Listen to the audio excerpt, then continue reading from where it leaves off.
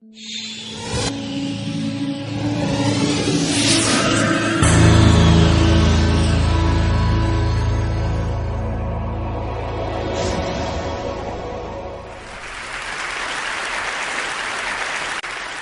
story is about taking imagination seriously.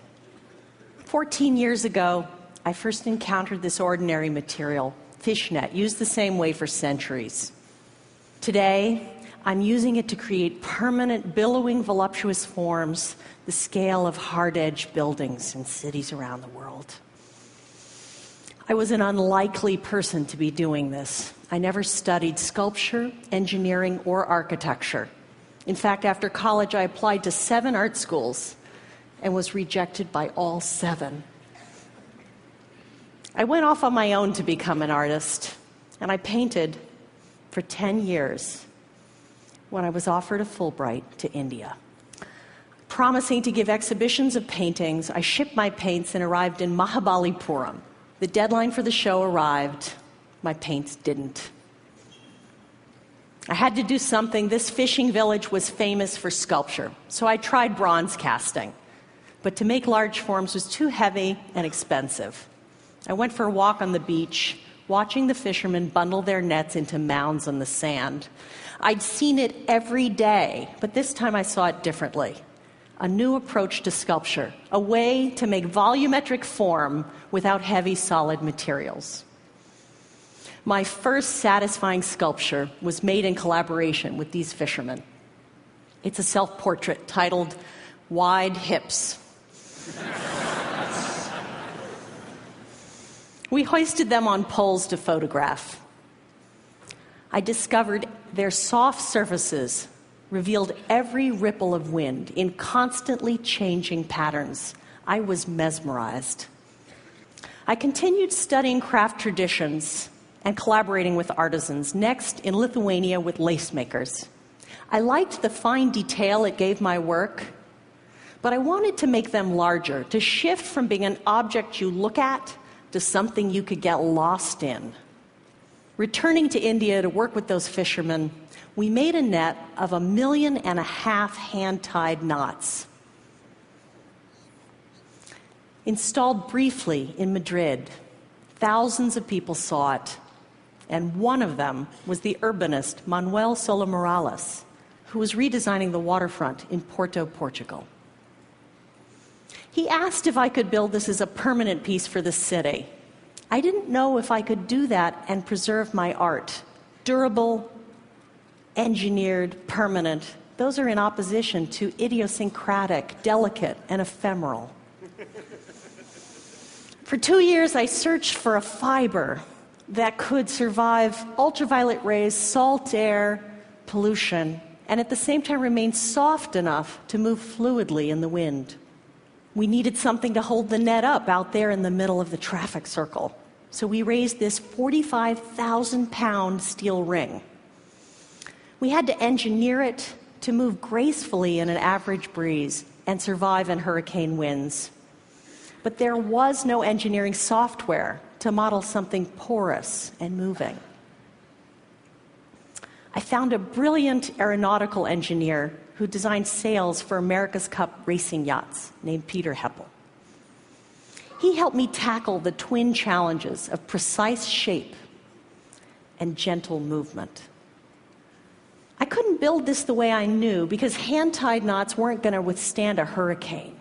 So I developed a relationship with an industrial fishnet factory, learned the variables of their machines, and figured out a way to make lace with them.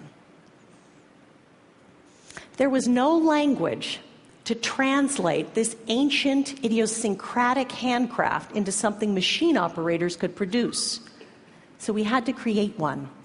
3 years and 2 children later, we raised this 50,000 square foot lace net. It was hard to believe that what I had imagined was now built, permanent, and had lost nothing in translation.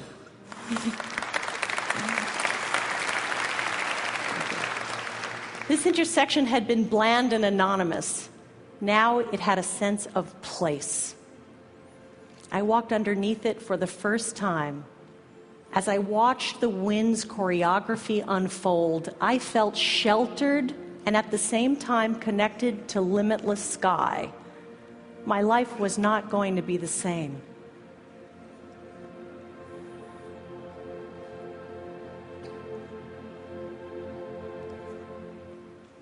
I want to create these oases of sculpture in spaces of cities around the world. I'm going to share 2 directions that are new in my work. Historic Philadelphia City Hall. Its plaza, I felt, needed a material for sculpture that was lighter than netting. So we experimented with tiny atomized water particles to create a dry mist that is shaped by the wind. And in testing, discovered it can be shaped by people who can interact and move through it without getting wet. I'm using this sculpture material to trace the paths of subway trains above ground in real time, like an X-ray of the city's circulatory system unfolding. Next challenge, the Biennial of the Americas in Denver asked, could I represent the 35 nations of the Western Hemisphere and their interconnectedness in a sculpture? I didn't know where to begin, but I said yes. I read about the recent earthquake in Chile and the tsunami that rippled across the entire Pacific Ocean. It shifted the Earth's tectonic plates, sped up the planet's rotation, and literally shortened the length of the day. So I contacted NOAA, and I asked if they'd share their data on the tsunami, and translated it into this. Its title, 1.26, refers to the number of microseconds that the Earth's day was shortened. I couldn't build this with a steel ring the way I knew. Its shape was too complex now. So I replaced the metal armature with a soft, fine mesh of a fiber 15 times stronger than steel. The sculpture could now be entirely soft, which made it so light it could tie into existing buildings, literally becoming part of the fabric of the city. There was no software that could extrude these complex net forms and model them with gravity, so we had to create it. Then I got a call from New York City, asking if I could adapt these concepts to Times Square or the High Line. This new soft structural method enables me to model these and build these sculptures at the scale of skyscrapers. They don't have funding yet, but I dream now of bringing these to cities around the world where they're most needed. 14 years ago, I searched for beauty in the traditional things, in craft forms. Now I combine them with high-tech materials and engineering to create voluptuous billowing forms, the scale of buildings. My artistic horizons continue to grow. I'll leave you with this story. I got a call from a friend in Phoenix, an attorney in the office who'd never been interested in art, never visited the local art museum, dragged everyone she could from the building and got them outside to lie down underneath the sculpture. There they were in their business suits, lying in the grass, noticing the changing patterns of wind beside people they didn't know, sharing the rediscovery of wonder. Thank you. Thank you. Thank you. Thank you. Thank you.